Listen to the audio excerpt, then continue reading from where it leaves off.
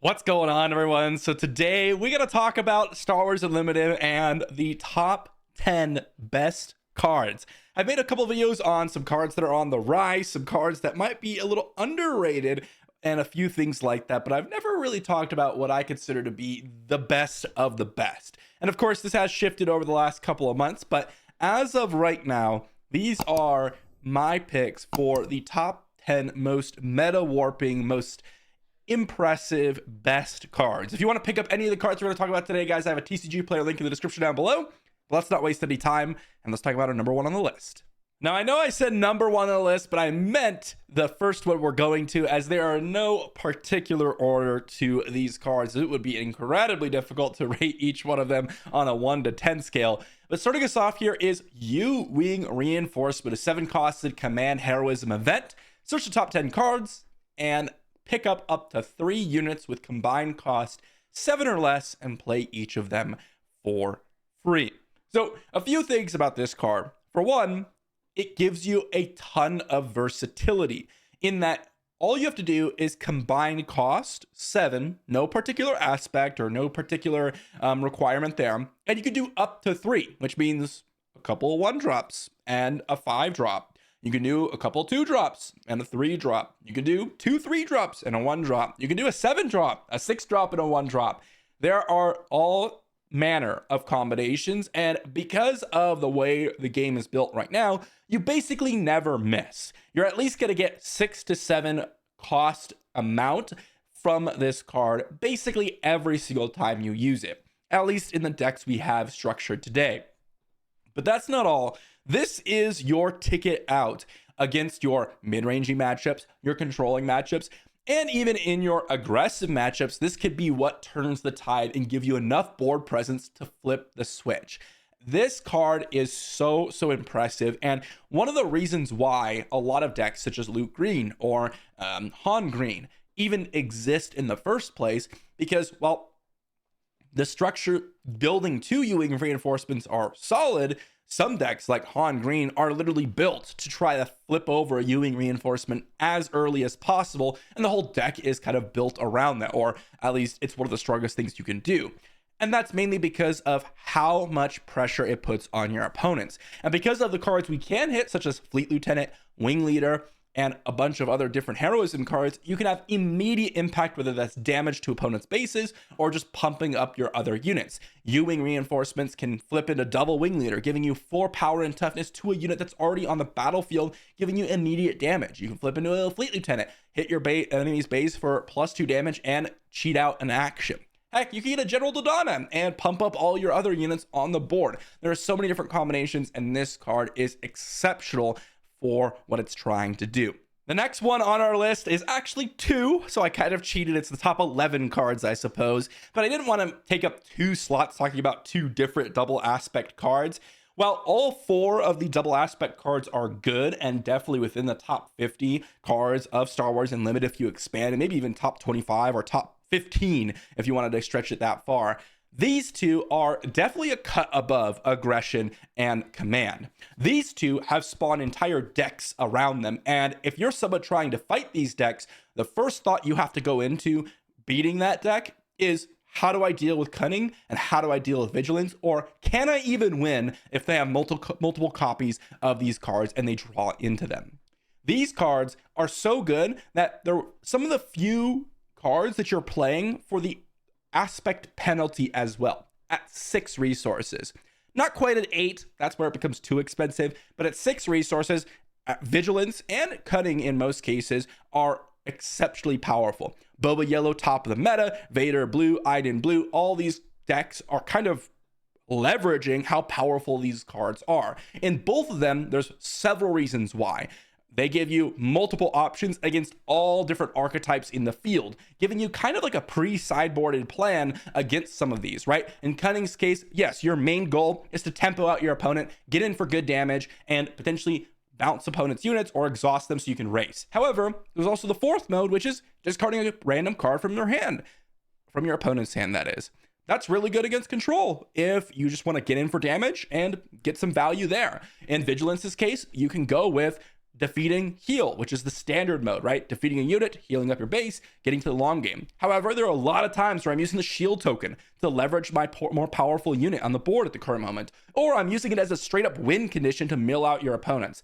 These cards are insane, and they're very similar in what they're trying to do. They fit their aspect theme, but they're kind of the same idea behind them as with all the double aspect cards, but these two stand out in particular. The third one on our list is Overwhelming Barrage, a 5-costed event in command villainy. Get +2/+2, and then you get to deal that much damage, which is whatever your power of that unit is, to any amount of units, however you choose. I can't imagine a card like this being printed in Magic. I don't know how good it would be, but something that gives you the ability to pump up a unit while also giving you the ability to one-sided board wipe your opponents is absolutely absurd. And there are different strategies alongside this, such as ECL, or Energy Conversion Labbing, out a Steadfast Battalion on turn 4 with like a Boba behind it, so you get a 7-powered unit, and then you go ahead and use Overwhelming Barrage on it, which turns into 9 power. That is enough power to basically wipe your entire opponent's field. And honestly, worst case scenario with this card, you're getting +2/+2 and probably killing like 1 unit. I guess ultimate worst case is just a +2/+2, but generally speaking, this card is going to kill at least 1 unit or multiple or an entire board. And in this game, because damage sticks, that is even more relevant, because even if you're dealing 1, 2, 3 points of damage or whatever, you don't kill a unit, you can set up for the following turns. This card is some of the reasons why decks like Boba Green and Krennic Green and Iden Green are performing a lot better than you may have thought without this card, because of its ability to just completely wrath your opponent's side of the battlefield, especially with a guaranteed unit. Unlike a lot of other TCGs, you have a guaranteed leader deploy at a certain moment, and so with Overwhelming Barrage, you can at least guarantee you have essentially a play with Overwhelming Barrage, which is really, really cool. So definitely a very high-powered card, and definitely deserves a spot on this list. Now, for the fourth card on our list, I was really debating on which one of the heroism aggro cards deserves the spot on the top 10 list. What is the best card in the aggro list? And is it even a top 10 card? And after some deliberation and some thought behind each of the cards that kind of were competing for the spot, I decided to go with K2SO, at least as part of my top 10. And there's a few reasons for it, but one of the reasons is it works with ECL better than basically any other unit, with the exception of one, in those heroism decks. It gives you the direct damage that you're looking for in those heroism decks, and it's also just a really nicely statted unit with a keyword that's extremely relevant for what you're trying to do. All of those things add up to the point where this card is one of the most threatening cards you can see in these heroism aggro lists. And there's not a single aggression heroism list that I've seen that isn't running a playset of K2SO. And if you're not, then generally speaking, I would consider that a mistake. This just comes down, and for the most quintessential deck in terms of heroism aggro, Sabine Green gives you a 4/4 body. If they immediately deal with it, boom, it deals 3 damage. Or you have the option to discard a card from your opponent's hand, or they get to choose, but they have to discard a card. And in the cases where, as I mentioned, you're playing Sabine Green, you can ECL this out, kill an opponent's unit, and overwhelm, which is a really, really important keyword, to deal damage to your opponent's base, which is exactly what you're trying to do. So you get a really nice trade in and potentially even deal some extra damage to your opponent's base, which is really, really key. And in some cases, people are playing things like Sabine Yellow to where you could sneak attack out a card like this. There are specific reasons to be playing Sabine Yellow, and one of those reasons are, well, Millennium Falcon, Surprise Strike, those types of cards, right? But the other reason, and a lot of people are running this, is sneak attack for K2SO. Of course, there are other options, but this is the best one as it immediately comes down, and it dying doesn't really matter because you're getting that death trigger. And any unit that has a when played or when defeated trigger gets immediately more valuable for me, because you're almost guaranteed to get some sort of effect out of them. Whereas a couple of the units here that you might want to consider, like Red 3, for example, I debated about Red 3 for a little while. That one, in some cases, just dies and doesn't do anything. Yes, it is a magnet for removal spells, but K2SO also in a lot of cases is, but you don't really want to remove it because it's going to do something anyways. And that's why K2SO, in my opinion, ends up in one of the best cards in Star Wars Unlimited. Now, talking about really powerful units that kind of define an archetype, we got to talk about Fett's Firespray. Now, it doesn't have a when defeated or immediate impact on the board like K2SO, where if it immediately gets removed, it doesn't actually do anything besides take up your opponent's turn and use up their resources. However, this coming into play, readying up immediately and immediately smacking in an arena that's very difficult to defend, gives it so much threat potential that it basically makes the Boba Fett deck as scary as it is at the current moment, right? Without Fett's Firespray, Boba Fett would have a very, very lacking way to close out the game. Unlike Rebel and Heroism decks that we have, they don't have as much direct damage. And the way they close out the games a lot of times is something like a Fett's Firespray, or Boba Fett just leveraging so much extra resources that you're flooding the board and able to overrun your opponent. But oftentimes that comes alongside a Fett's Firespray the following turn. This is extremely powerful, and it also evades a lot of the most commonly used removal spells.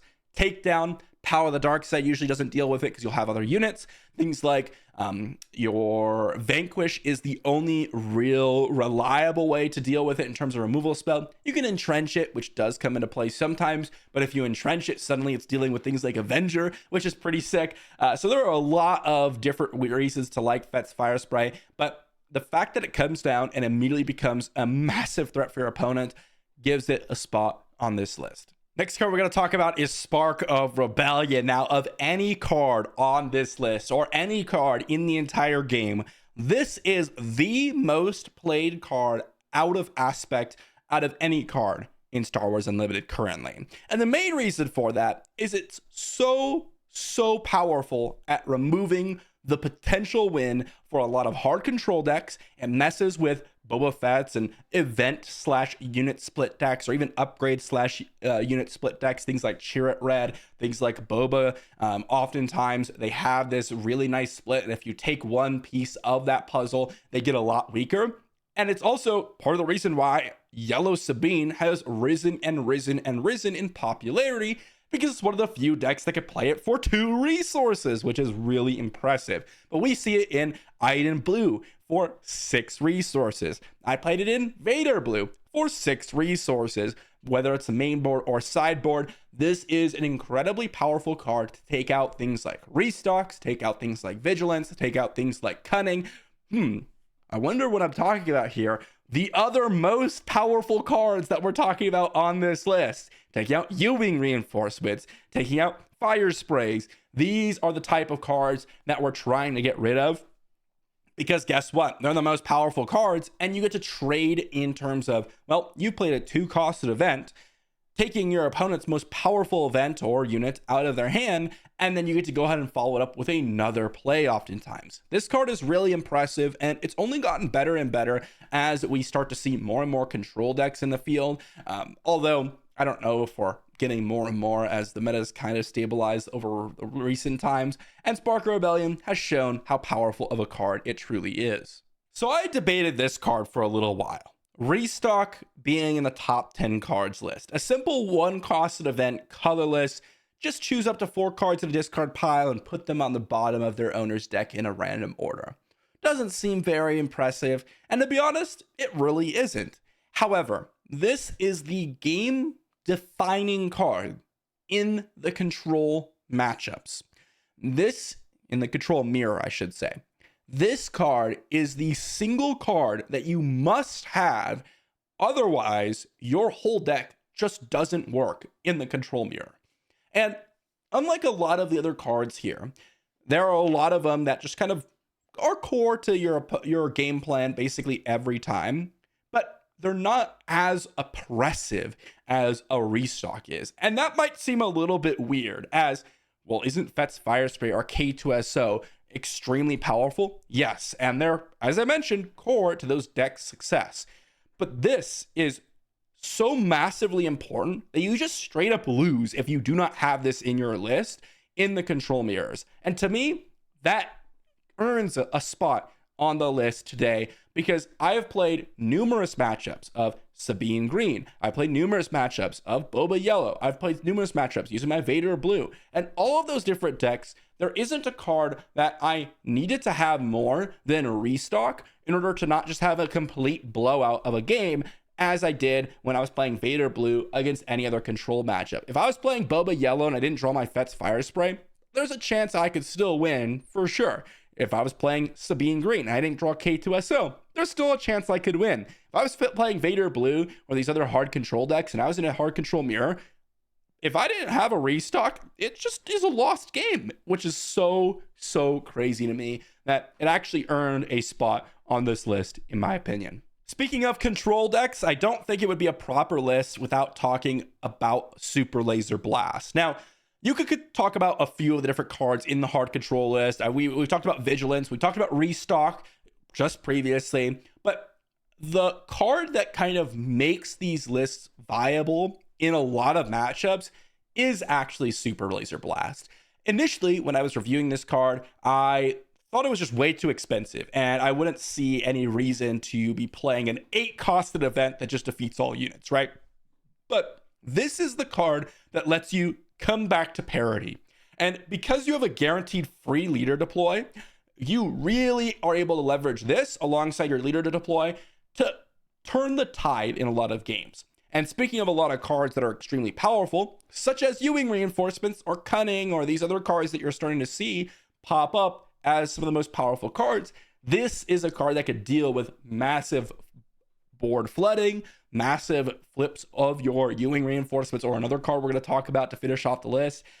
There are a lot of different reasons why Superlaser Blast is so powerful, but the main reason is if you're able to wipe the board, at this point, you're generally speaking able to come back and leverage the more powerful spells, such as, or events or units, such as Avenger, or such as whatever you've got in terms of removal, or Emperor Palpatines, or whatever it is, to finish out the game. Without Superlaser Blast, you couldn't deploy an 8 or 9 resource units without just dying oftentimes. And this is what kind of causes that to even be doable. So when I was making this list, I decided to omit leaders, as I figured if I included leaders, I'd be talking about Boba Fett, Darth Vader, probably Iden, Sabine. Like, these are all really powerful cards, and partially the reasons why a lot of the decks exist, because they're leader cards, right? That's why I made a whole video on leaders and such. However, when I was looking through the bases, there is a clear standout, and everyone knows it, as this base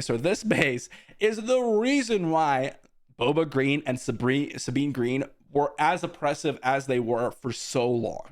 This essentially gives you a removal spell for free attached to any unit that costs 6 or less.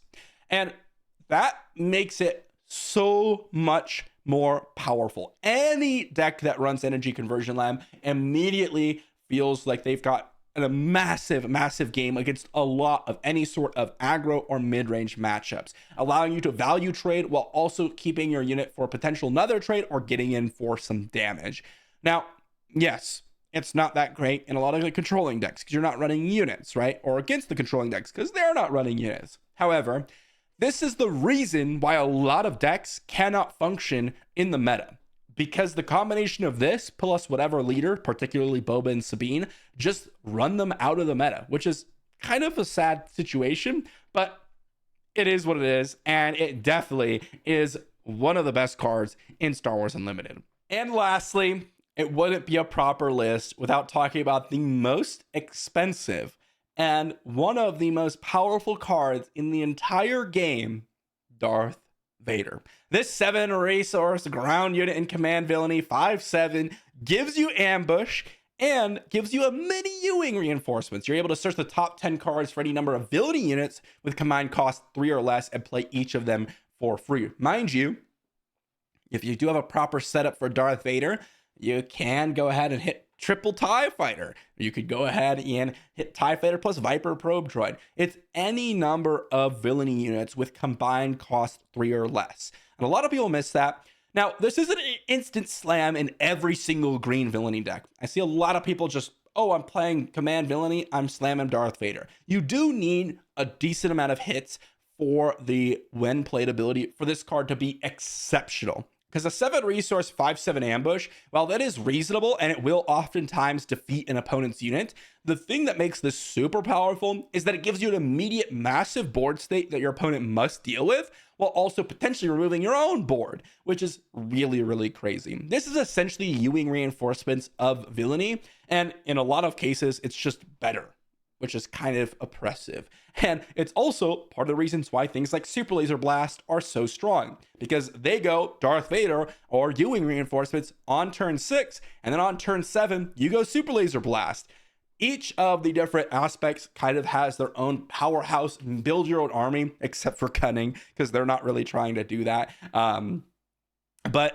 Or I guess I should say each aspect, but because aggression doesn't necessarily do that either. But both Command and Vigilance have kind of their own build your own army plus defeat your own army on either side. And it's one of the reasons why these cards are so powerful. Darth Vader and Ewing can rebuild after Superlaser Blast, and Superlaser Blast can also remove these cards when they build an army for you. So really, really powerful in their own right. And, well, there's a reason why he's like $90 and has been for the entire time. He's a legendary, but he's also arguably the strongest card in the entire game. Or at least in terms of this list, top 10.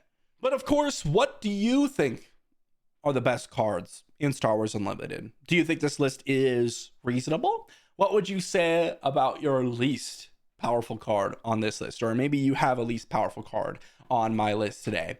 I think that there are definitely debates for a lot of different cards. I consider cards like, again, Red 3, Avenger, things like Boba Fett unit, all sorts of manner of other cards in the game, as there are a lot of powerful cards. But to me, these are either archetype defining or the key card in specific matchups across multiple decks. And that to me means that they are either extremely powerful or they give you some agency to kind of go in different directions and spawn potential archetypes out of them. So that's going to be my top 10 list. Thanks for watching, everyone, and I hope to see you for tomorrow's video.